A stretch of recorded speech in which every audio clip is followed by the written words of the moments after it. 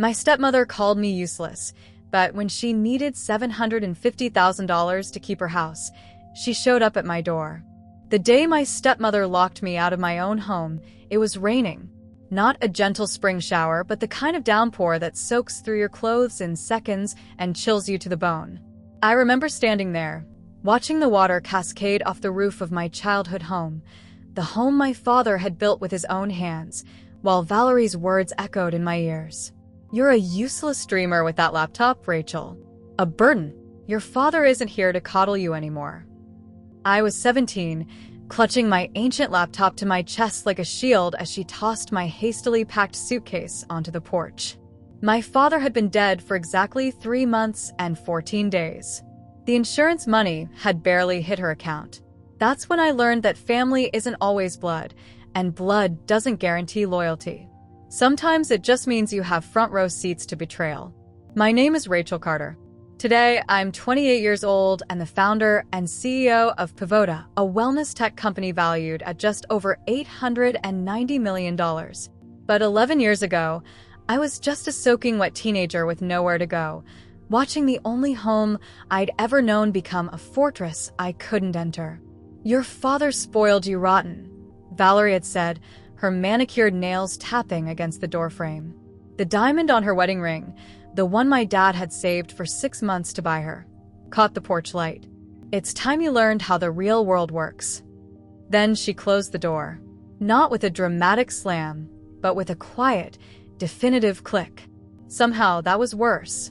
I spent that night in a 24-hour diner, nursing a cup of coffee I could barely afford, trying to dry my laptop with paper napkins. The waitress, a woman with kind eyes and a name tag that read Maggie, slipped me extra toast and didn't ask questions when I stayed until sunrise. That was the first of many nights I'd spend homeless, couch surfing when friends would have me, sleeping in bus stations when they wouldn't. I learned that public libraries were warm during the day and that most coffee shop owners would let you sit for hours if you bought a single drink and didn't cause trouble. I discovered that truck stop showers cost about $12 and that you can wash your underwear in a gas station bathroom if you're desperate enough, all while clutching that useless laptop. What Valerie never understood was that the screen that glowed back at me wasn't just an escape, it was a door. While she was busy redecorating my father's house with his money, I was teaching myself to code. HTML, CSS, JavaScript. When my fingers weren't serving plates of food at the diner job Maggie helped me get, they were dancing across a keyboard, building something from nothing.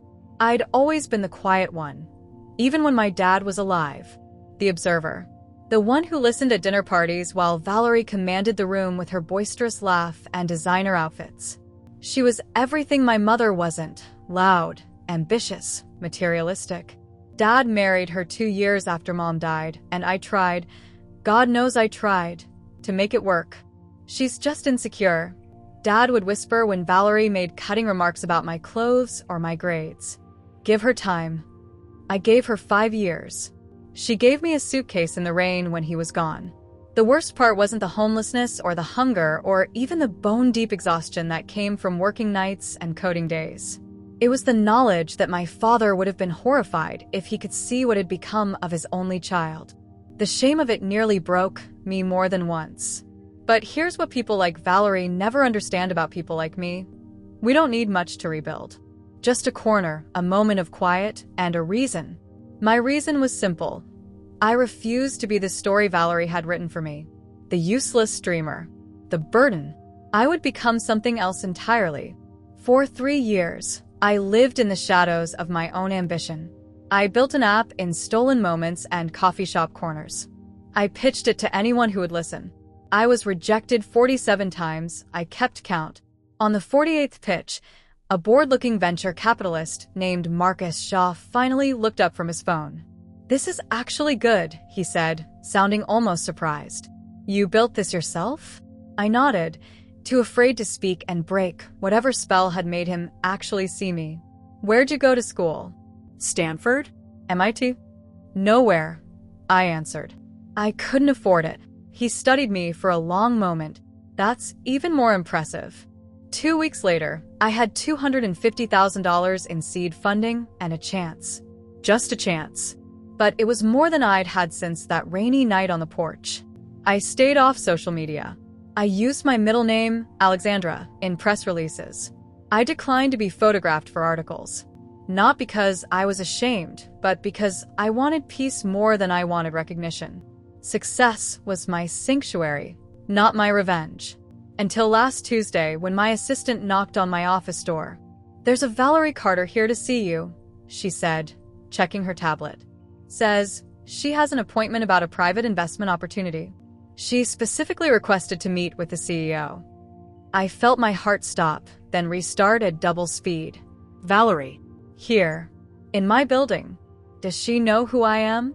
I asked, my voice surprisingly steady. My assistant shook her head. "I don't think so.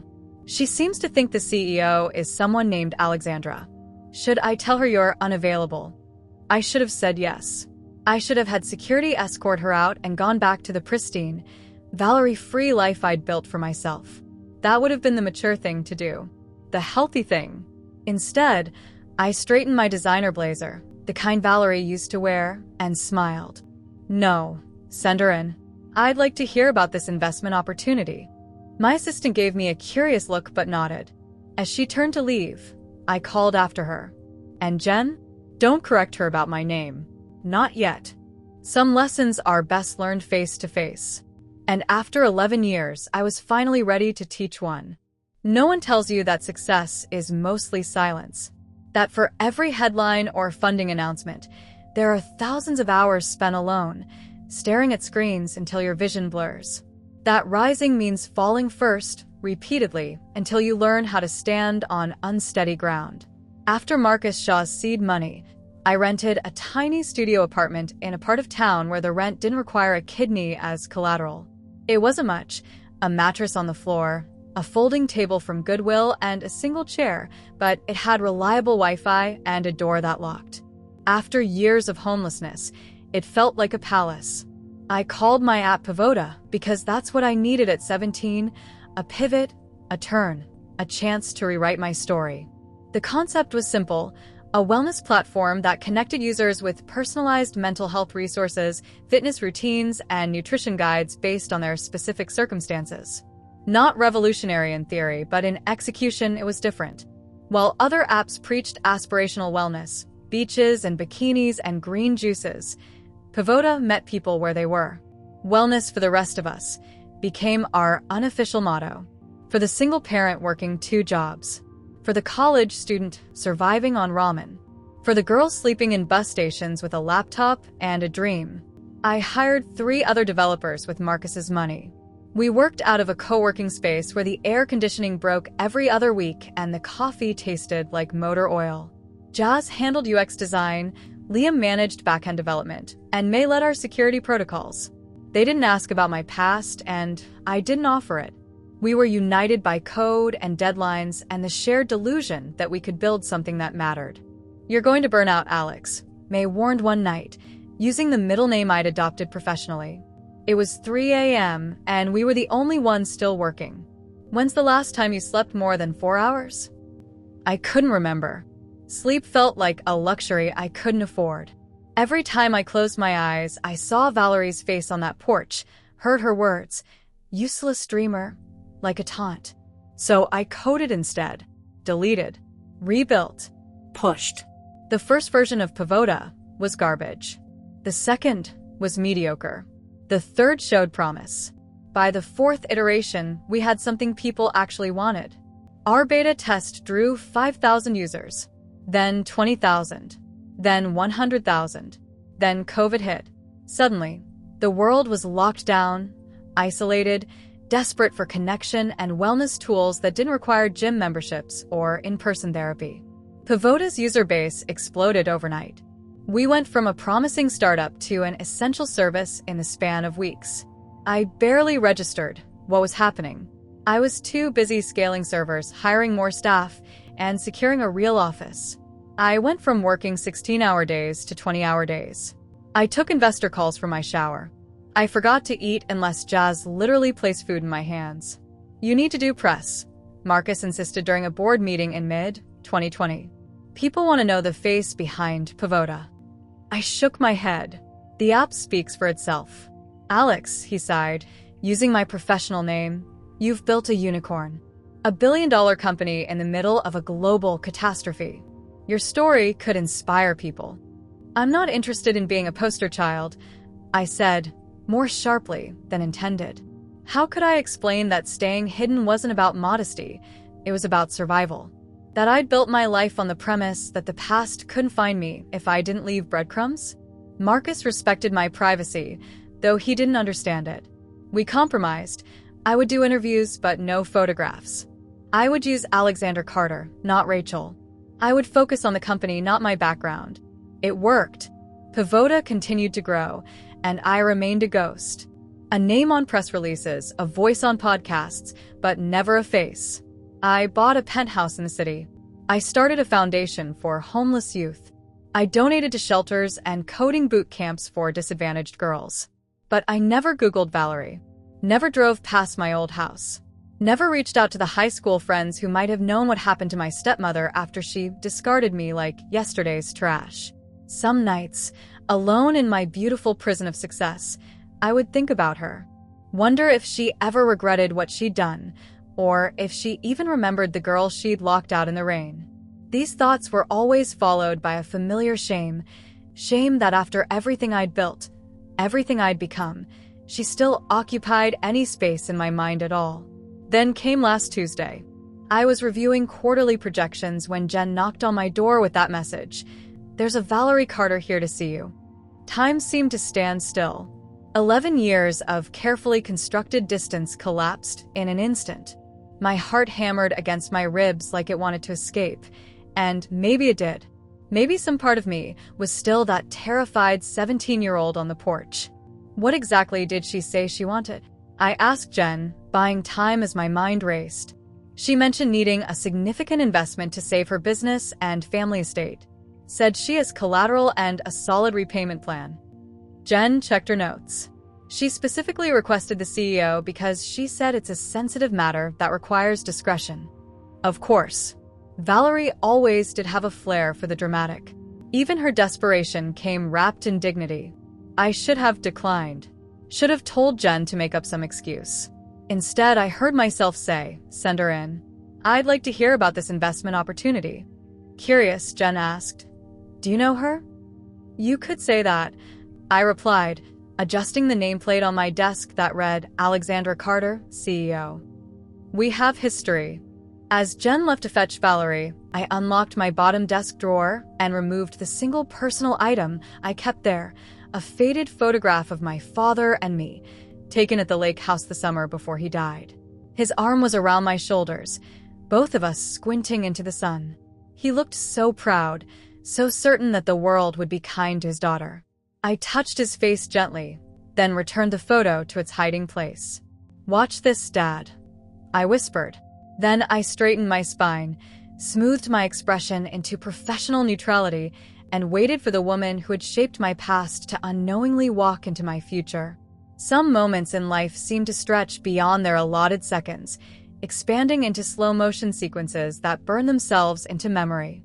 Watching Valerie walk into my office was one of those moments. She entered like she owned the space, chin high, shoulders back, the click-clack of her heels announcing her importance with every step. 11 years had passed, but she still dressed like wealth was her personality. Cream-colored Chanel suit, pearls at her throat, hair-colored an expensive shade of blonde that defied her actual age. She'd added some subtle work to her face since I'd last seen her. Tighter jawline, smoother forehead, but her eyes remained the same. Cold, calculating, always assessing what others could do for her. And at this moment, those eyes looked straight through me without a flicker of recognition. Miss Carter? She extended a manicured hand, her diamond wedding ring, my father's ring, still gleaming on her finger. Thank you so much for taking this meeting. I'm Valerie Carter, founder of Elite Occasions. I stood and accepted her handshake, feeling the surreal dissonance of the moment. Her hand was cool and dry against my palm, the same hand that had closed the door in my face 11 years ago. Please sit. I gestured to the chair across from my desk, keeping my voice deliberately neutral. My assistant mentioned something about an investment opportunity. She settled into the chair, crossing her legs at the ankle, a posture of ladylike composure she'd always tried to force on me during those painful years after my father remarried. Sit like a lady, Rachel. No one will respect a girl who slouches. Yes, she said, opening the designer portfolio she carried. I'll be direct. I run an upscale event planning business that, until recently, was quite successful. We specialize in luxury weddings and corporate retreats.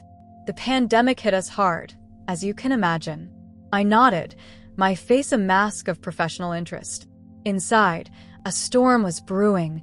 Anger, vindication, and something uncomfortably close to pity swirling together. Despite pivoting to virtual events, she continued, unaware of the irony of her word choice, we've been operating at a loss for over a year. I've leveraged my estate, a beautiful property that's been partially in my family for generations, to keep things afloat. But here, she paused, composing herself with practiced vulnerability. I'd seen this performance before, usually when she wanted something from my father. The slight tremble of the lip, the dignified sheen of unshed tears. The subtle transformation from powerful woman to damsel in distress. The bank is foreclosing in 30 days unless I can secure $750,000 to clear the remaining mortgage and outstanding business debts. She pushed a folder across my desk. These are my financials, property appraisals, and a business revival plan. I'm offering a 20% stake in Elite Occasions plus a lien on the property itself. I opened the folder, pretending to scan the contents while my mind raced backward in time. The property she was talking about, the one she claimed was partially in her family, was my childhood home. The house my father had built on 5 acres of land his grandfather had left him. The house Valerie had kicked me out of the moment he was cold in his grave. And now she was drowning in debt, about to lose it all. Interesting, I murmured, turning a page. Tell me, why Pagoda? We're not typically in the business of private loans or real estate investments. Valerie smoothed an invisible wrinkle from her skirt. Your company has shown remarkable growth during a global crisis. You're clearly intelligent with capital. And frankly, traditional lenders have become risk-averse in the current climate. Translation: no bank would touch her failing business with a 10-foot pole. Besides, she added with a smile that didn't reach her eyes, I've always believed in women supporting women in business. I've followed your company's rise with admiration, Miss Carter. The irony was so thick I could have choked on it. This woman, who had thrown her teenage stepdaughter into the street rather than support her, was now appealing to feminist solidarity to save herself. I closed the folder and steepled my fingers, studying her. Did I look familiar to her at all? Did some part of her unconscious mind recognize the girl whose life she'd shattered? Or had I been so insignificant that my face had completely faded from her memory? Your property, I said carefully. That would be the estate on Willow Creek Road? A flicker of surprise crossed her features. Yes, actually. You're familiar with it? I've done my research, I replied, allowing myself a small smile. It's a beautiful home. 5 bedrooms, original hardwood floors, that gorgeous wraparound porch. The porch where I'd stood in the rain, watching her lock the door. Tell me, how long have you lived there? Nearly 15 years, she said, relaxing slightly as she thought I was showing interest in her collateral. My late husband built it, actually. He was quite talented. Was he? I leaned forward. And what happened to him, if you don't mind my asking? A practiced look of grief crossed her face. Cancer. Very sudden. It was just devastating. Just devastating enough that she needed to lighten her burden by throwing out his only child, apparently. I see. I tapped my fingers on the folder. And his daughter? I believe I read somewhere that your husband had a child from his first marriage. Now wariness crept into her expression. Yes, a stepdaughter. Rachel. We lost touch after she turned 18. She was quite independent. The lie slid easily from her lips. Last I heard, she was traveling abroad. Such a free spirit. Free spirit. The euphemism for homeless teenager was almost comical. I nodded thoughtfully, letting the moment stretch until discomfort began to show in the tiny lines around her eyes. Then I stood, signaling the meeting's end. "This is certainly an interesting proposal, Mrs. Carter. I'll need to review these materials more thoroughly and discuss it with my team." Relief washed over her face as she rose to her feet. "Of course. I completely understand. Thank you so much for your time, Miss Carter." I walked her to the door, then paused with my hand on the knob. The moment had come, and I found myself savoring it like a fine wine I'd been saving for special occasion. "Just one more thing, Mrs. Carter," I said, my voice dropping slightly as I met her eyes directly for the first time. "Do you remember what you said to your stepdaughter the night you locked her out of her father's house?" Confusion, then alarm spread across her face. She took a small step backward. I don't know what you mean," she stammered. "You called her a useless dreamer with that laptop." I smiled, the kind of smile that doesn't reach the eyes. Funny how things turn out, isn't it? The blood drained from her face as recognition finally dawned. Her eyes widened, scanning my features, no longer the soft face of a teenager, but the sharpened angles of the woman I'd become. "Rachel," she whispered, her voice barely audible. I opened the door. "Good to see you again, Valerie. I'll be in touch about your investment opportunity." 3 days passed before Valerie requested another meeting. 3 days during which I alternated between savage satisfaction and uncomfortable doubt. Was I truly prepared to face her again? Was this confrontation something I needed or merely wanted? The line between justice and vengeance can be razor thin. Jen placed the meeting request on my desk with unconcealed curiosity. Mrs. Carter would like to meet again regarding her investment proposal. She seemed different this time, almost nervous. I bet she did. I imagined Valerie spending those 3 days frantically researching Alexandra Carter, finally connecting this to the stepdaughter she discarded, finding press articles where I deliberately obscured my identity, realizing that the teenager she dismissed as useless now controlled her fate. "Schedule her for tomorrow, 10 a.m., I said, surprising myself with the steadiness of my voice. When Valerie arrived the next morning, she was a changed woman. The imperial confidence had evaporated, replaced by something brittle and uncertain. Her outfit was still expensive, but more subdued, navy blue instead of attention-demanding cream. Her makeup was flawless, but couldn't quite hide the shadows under her eyes. This time, when she entered my office, she knew exactly who I was. "Rachel," she said quietly, hovering near the door. "May I sit?"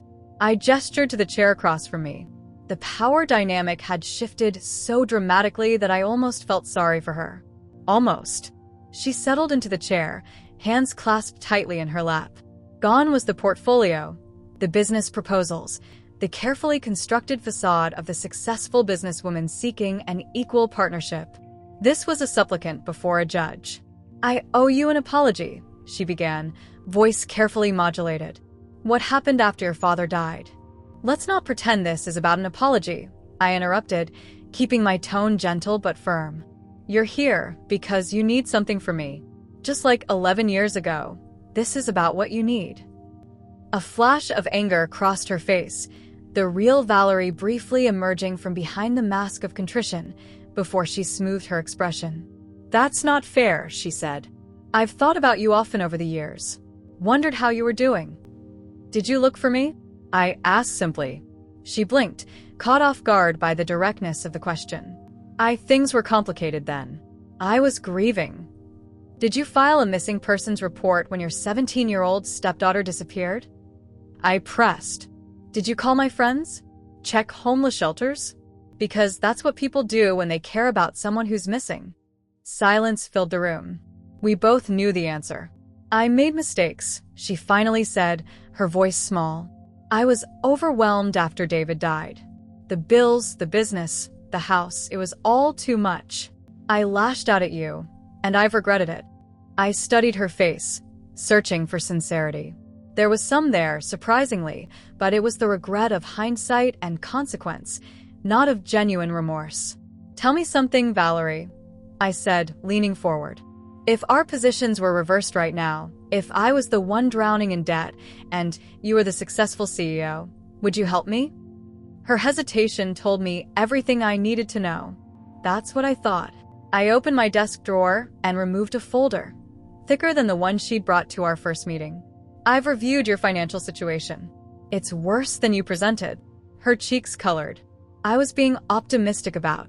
Your business hasn't been profitable for 3 years, not just during the pandemic, I continued. You've taken out 3 separate equity lines on the house.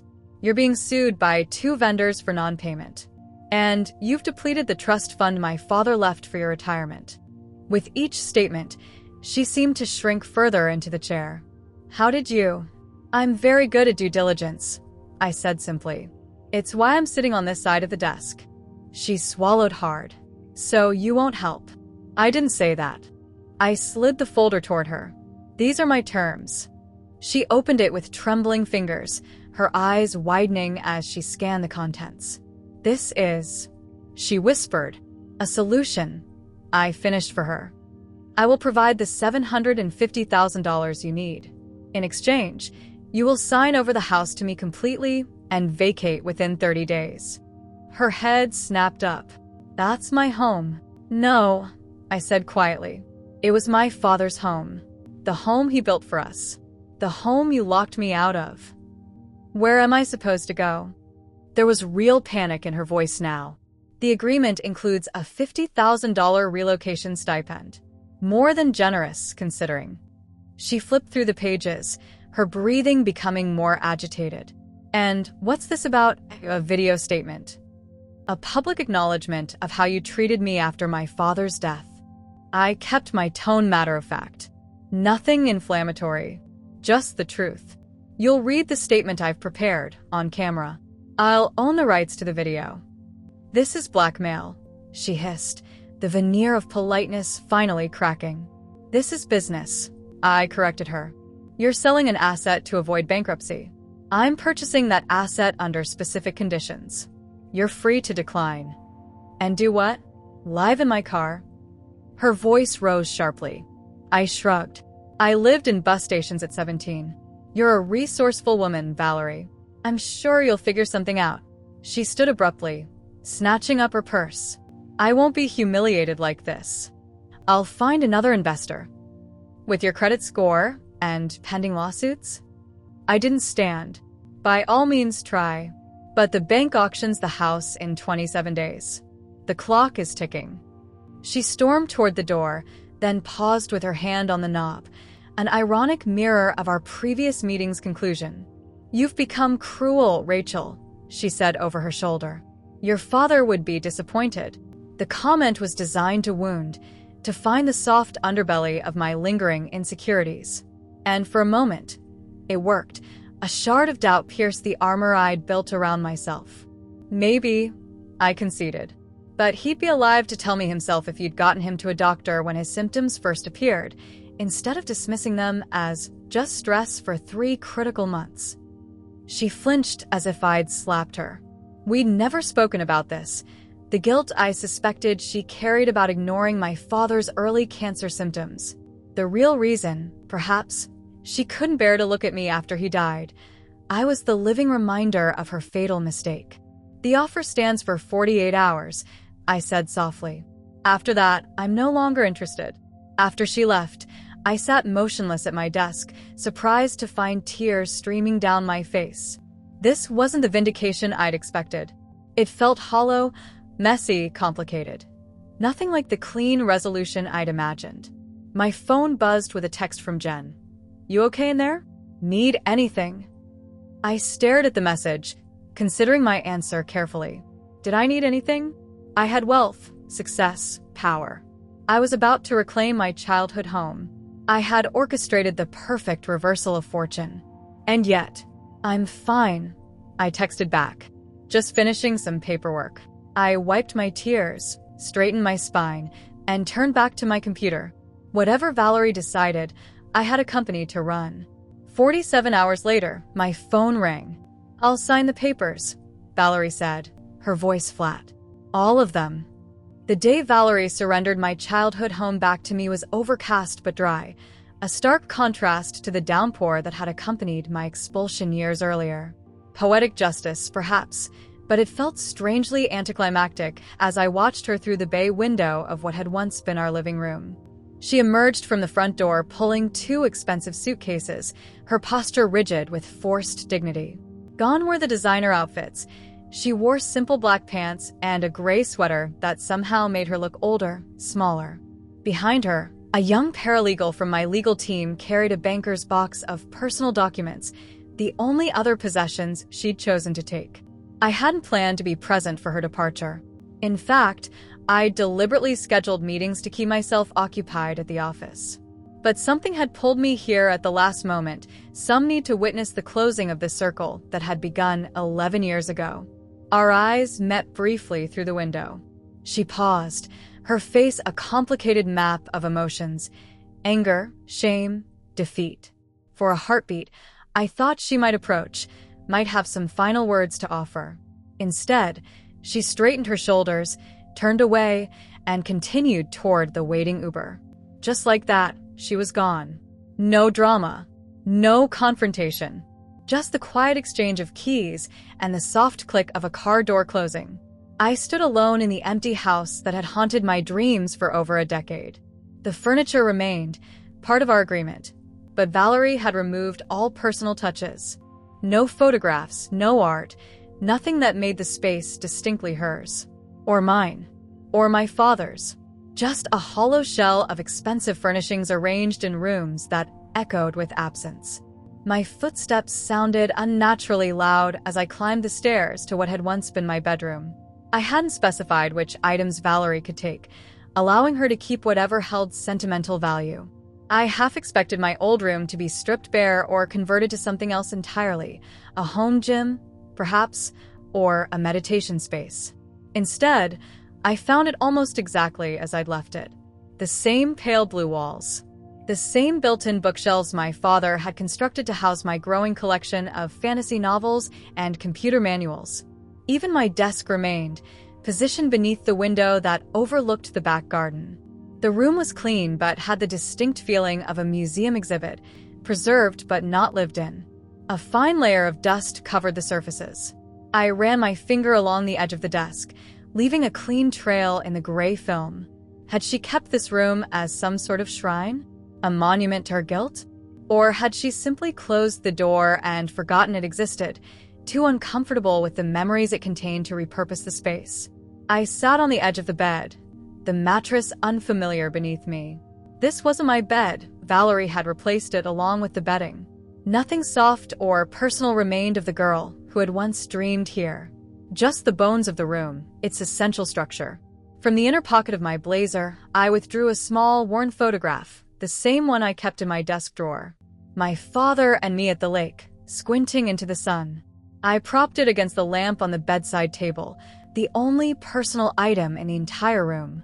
"I got it back, Dad," I whispered. The words felt hollow in the dusty silence. My phone vibrated in my pocket. A text from Jen. "How's it going?" I started to type fine, then paused, deleting the automatic response. Instead, I wrote, "Complicated. I'll be back in the office tomorrow." The truth was, I didn't know how to feel. The victory I'd anticipated, the sweet rush of vindication, of justice served, had dissolved into something murky and uncomfortable. This empty house wasn't a prize. It was a memorial to the broken pieces of my past that could never be fully reassembled. I made my way to my father's study, the heart of the home he designed himself. The room where he taught me to draw blueprints on graph paper, where he'd explained load-bearing walls and the importance of strong foundations, where he'd fallen asleep in his armchair the night before he was diagnosed with stage 4 pancreatic cancer. Valerie had transformed it almost beyond recognition. His cluttered, comfortable workspace had been converted into a sterile home office with sleek, minimalist furniture. His collection of architectural books had vanished from the built-in shelves, replaced by decorative objects that matched the color scheme but held no meaning.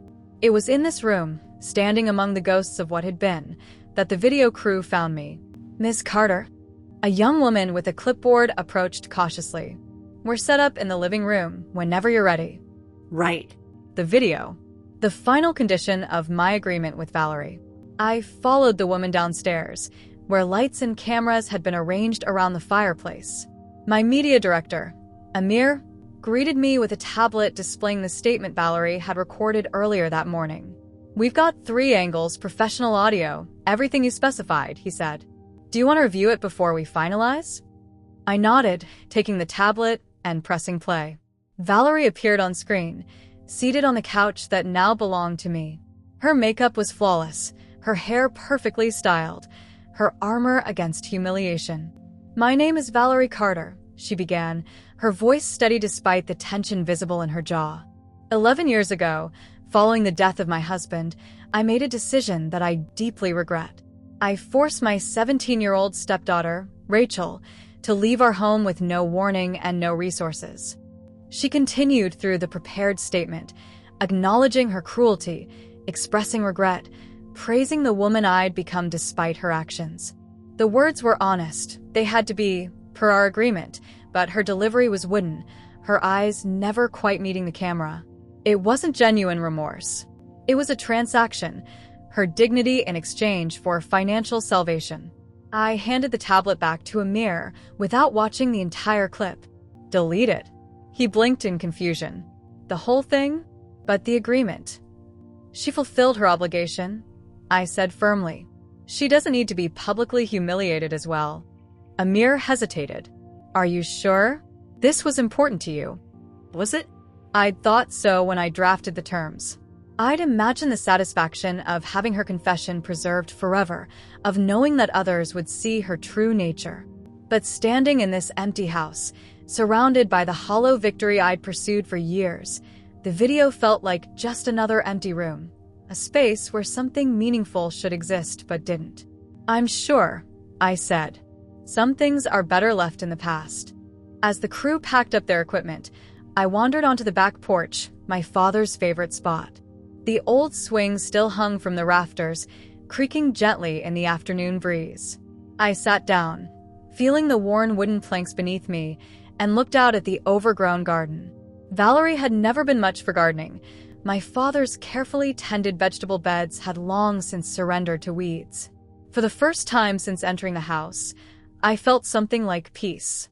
Not because I'd won, not because Valerie had lost, but because sitting here, in this specific spot, I finally felt my father's presence again.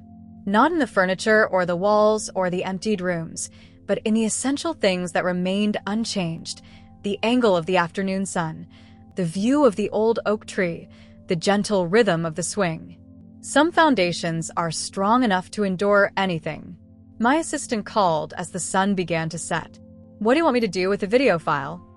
I watched a pair of cardinals settle on the branch of my father's oak tree, bright spots of color against the darkening sky.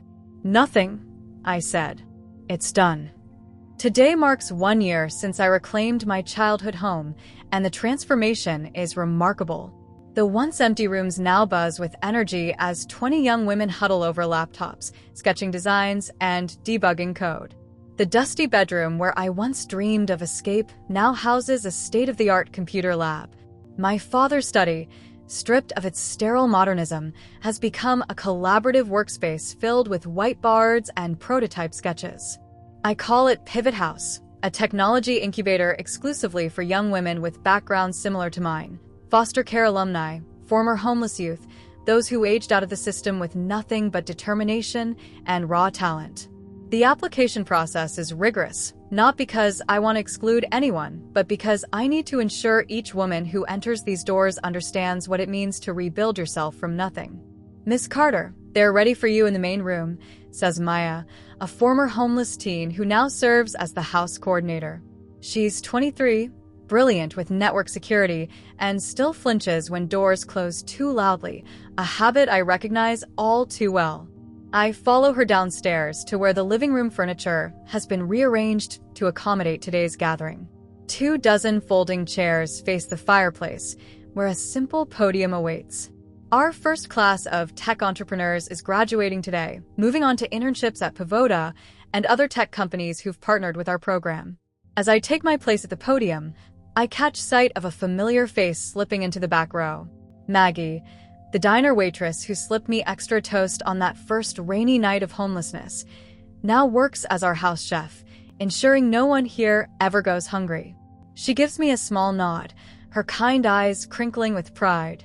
Welcome to Pivot House's first graduation ceremony. I begin, looking out at the faces of women who arrived here 6 months ago, suspicious and guarded, and who now radiate a cautious confidence.